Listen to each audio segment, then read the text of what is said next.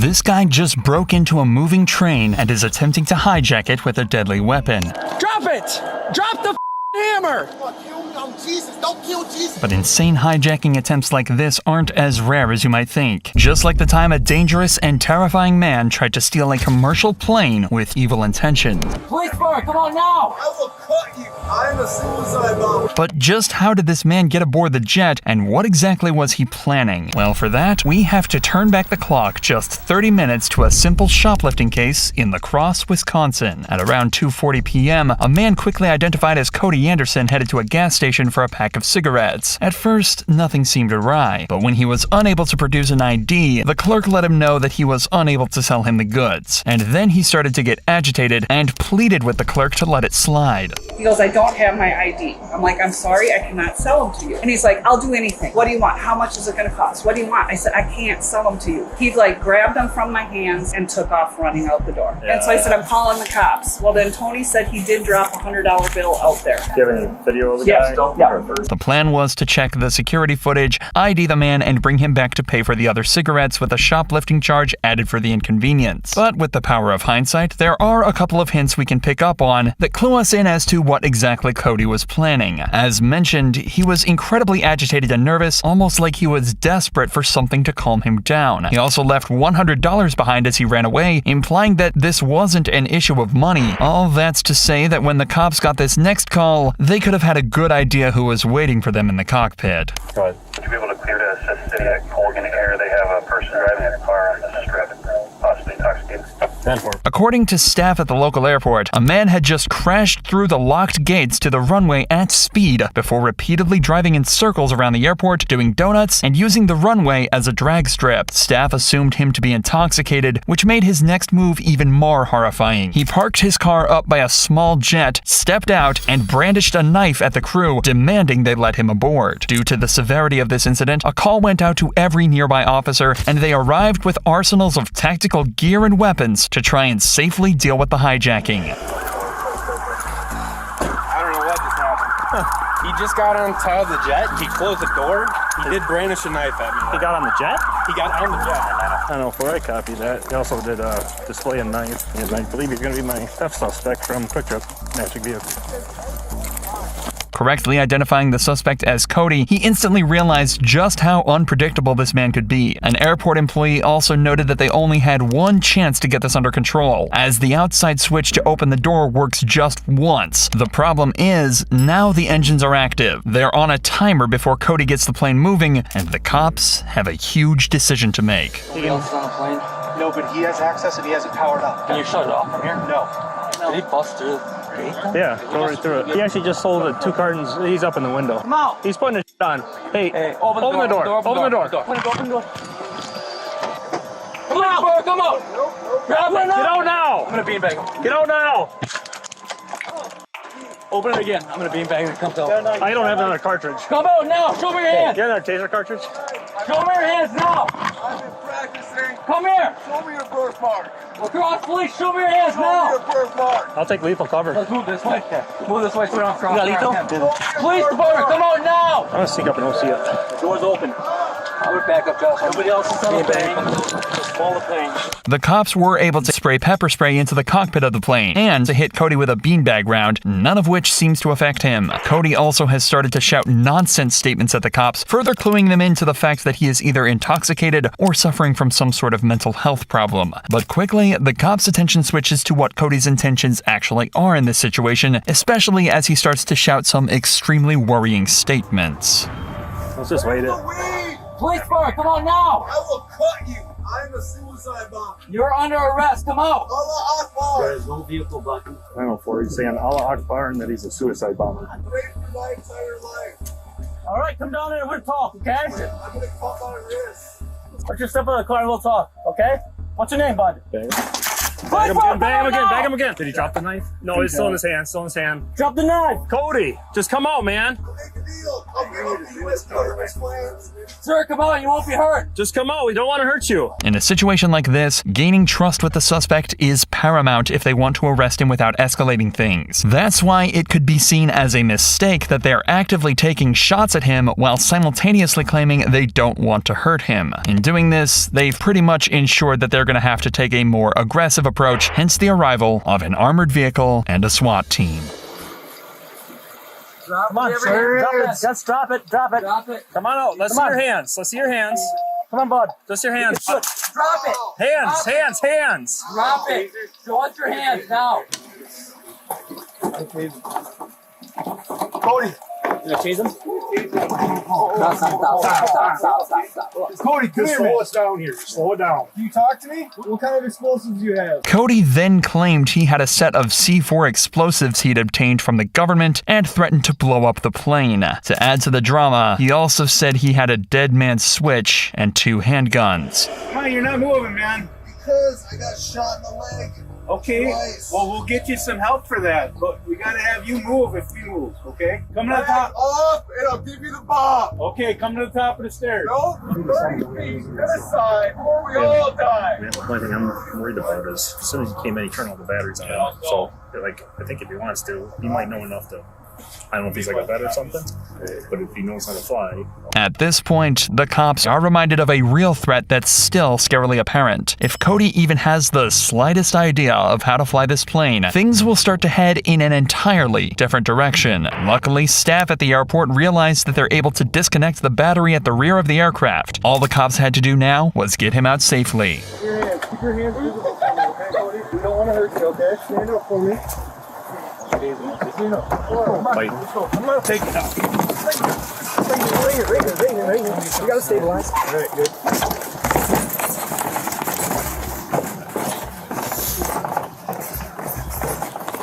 We got a spot. Come on. There's my stolen cigarettes. Yeah. Found my stolen cigarettes. He's my suspect in my cigarette theft case too. I agree. There you go. It's not uncommon to see a suspect turn a simple misdemeanor into a more serious felony charge. But Cody did this in one of the most dramatic ways we've ever seen. From a small-time shoplifting charge, Cody managed to catch felony charges of attempted carjacking with a weapon, attempted armed robbery, making terrorist threats, bomb scares, and failure to comply. However, police in Columbus, Ohio were faced with an equally terrifying call, except they knew their suspect was violent and armed. It was early June when police received a call about a man attacking a train and its crew. Apparently, it all started when the man forced the train to a halt by laying on the tracks, and it quickly escalated from there. The person has then started throwing rocks, busted the windows out of the engine, and is now climbed on top and it's sitting on top of the engine. Drop it now! Drop it! Drop the hammer! Now! Drop it! Drop all of it! Everything on you now! Drop it all! Drop all of it! No! Drop it down! What you gonna do? You think you gonna kill me? I'm Jesus. Don't kill Jesus. Drop it down, sir! You believe? Pray in front of me now and I hand it to you. No! Drop it down! What is you? A Ku Klux Klan? We have MCR. It took the cop just 20 seconds of listening to this guy to radio in for MCR, the Mobile Crisis Response Unit. This is a special division of the police department trained to deal with complex mental health or substance use related calls. And it's clear why they're needed here. This guy clearly has no fear. He didn't just hijack the train, but also stood directly in front of it, forcing it to stop, with seemingly no regard for his own well-being or that of the drivers he attacked. Hey, get a taser out. Come down, sir. Come down. Come down. Come down. I'm not playing with games with you, buddy.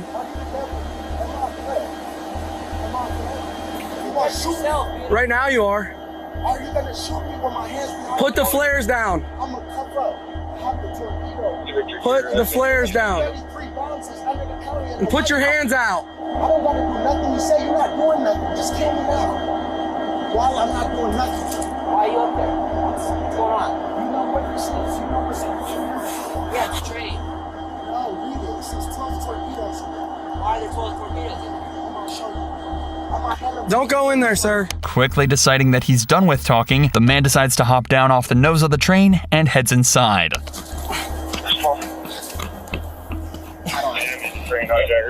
Hey, come out again, bud. I don't know what he has, dude. Stupid flare. Yeah, but if he's lighting them. Open it up.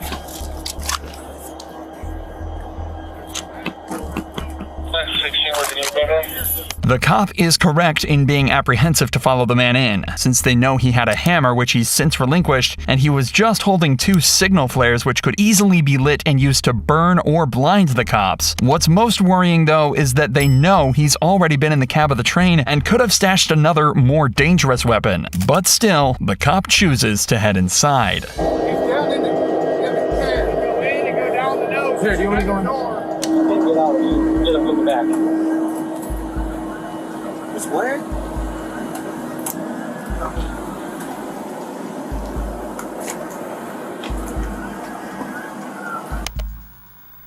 How can I get down there?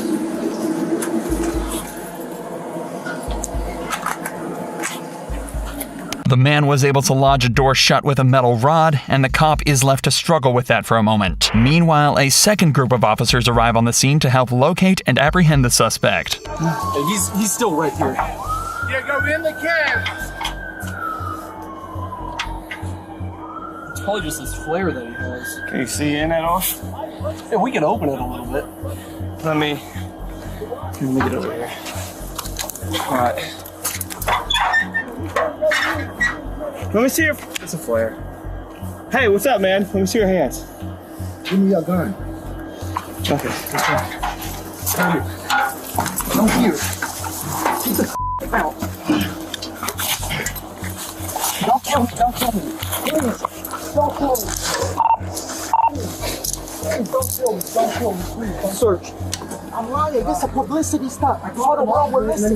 Muslims, we're not evil. Christians, we both right. We believe in Jesus. Why do you despise us? Surprisingly, catching and arresting the man was easier than actually getting him off the train. With a mixture of worries that he'd push an officer off the train or that he'd find a way to run off, it actually turned out to be a much bigger ordeal than they expected. We're gonna have to pass him down. We're gonna have to hand him down. Yeah.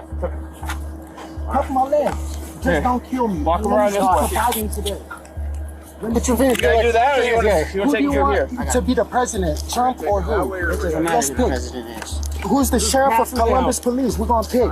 Or else ICE is gonna blow the... Wait. Eventually, though, they were taken to get him down and take him back to the station where he was hit with more than just a ticket. Unfortunately, his exact charges aren't known, and it's not exactly public if this was a drug-related or mental health incident. But it's to be assumed that the man was not in his right mind and hopefully was given the help he clearly needed. Now, you may not believe it, but there's actually one thing you can hijack that's scarier than both a plane and a freight train. This man stole a school bus. The bus was hijacked in Cincinnati, Ohio, but we join the chase 40 minutes later over state lines in Indiana. At this point, more than 10 police cars were involved in the chase along the highway, so the hijacker decided to take things off-road.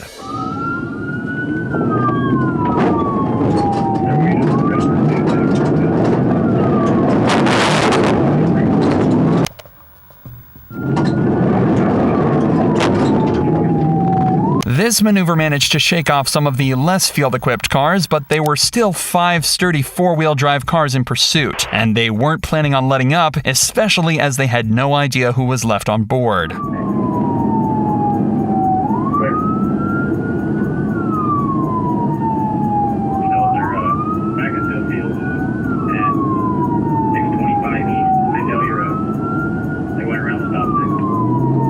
That may have looked like a pointless and dangerous move, but it was actually proof that this guy knows what he's doing. Ahead were 2 cruisers positioned on the side road, and the driver knew that could only mean one thing. They put down a stop stick, a set of spikes designed to puncture the tires of the fleeing vehicle and to prevent it from driving. However, the driver has to know that if he's ever outrunning the cops, they've got a litany of other tricks to stop him. So he knows he's got to up the ante if he wants to have any chance of escaping.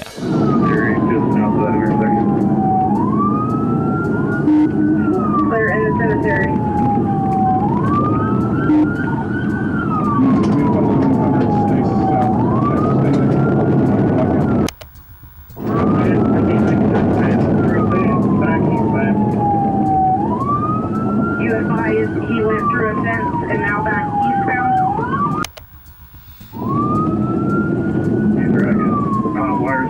electrical fencing here.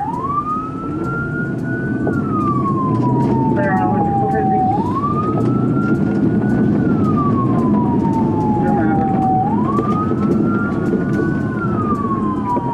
He just did beaver sale. I'm out to pursuit. Moving on from just the destruction of crops, he's now smashed through multiple fences and a hedgerow and narrowly escaped taking out half a cemetery too, but the cops are still close behind.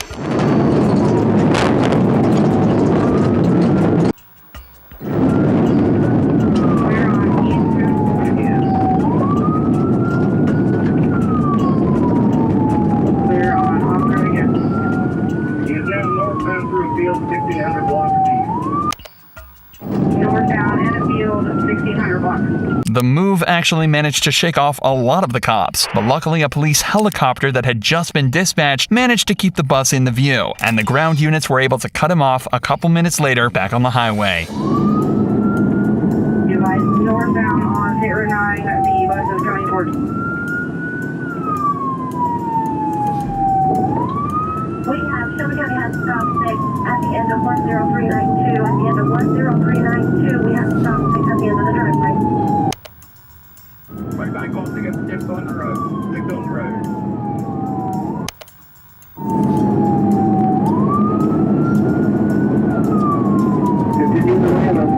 There are frankly dozens of cars in pursuit now, allowing them to cleverly split apart and attempt to cut the bus off in various different directions. But as it would turn out, that's not how they'd catch the driver.